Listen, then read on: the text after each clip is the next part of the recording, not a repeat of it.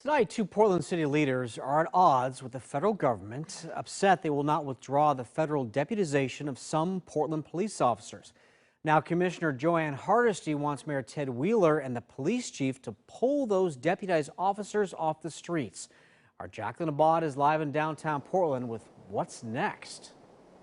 Dan, well, there seems to be a power struggle. There were, 56 Portland police officers from the rapid response team who were deputized by the U.S. Marshal Service. Portland is trying to rescind it, but it hasn't been officially revoked by federal authorities. Dozens of Portland police officers are deputized by the U.S. Marshal until the end of the year. Mayor Ted Wheeler withdrew the city's consent, but the U.S. Marshal and the U.S. Attorney won't cancel the federal deputization of local and state officers.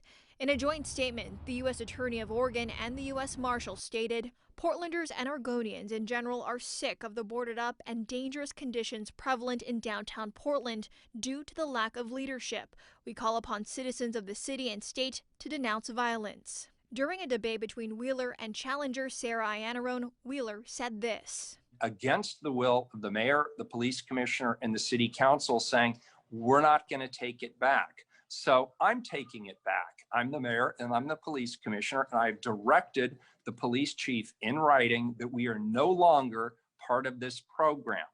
And if I have to go to the Supreme Court in order to make that stick, I'll go to the Supreme Court. This is one I'm willing to die on the hill for. I do not support it. I will not support it. Today I spoke with Tung Yin, a professor at Lewis and Clark Law School. He describes the situation as a strange power tug-of-war. My understanding of this would be that should be enough to end the federal deputization, because the Supreme Court case law is pretty clear that the federal government can't just commandeer local authorities. They actually would need consent in this sense.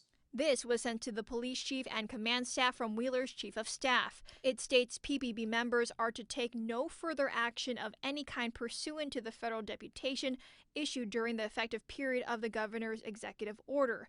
This includes making arrests under any federal law. Portland police also say that the deputization does not affect how the Bureau works. Today, I also reached out to the U.S. Attorney and the U.S. Marshal in response to Wheeler's comments from last night, but I'm still waiting to hear back. Actually, they did say that they will not provide any other comment other than that statement that they provided a couple of days ago. Reporting live in downtown Portland, Jacqueline Abad, Point 6 News. All right, Jacqueline, thank you. We want to turn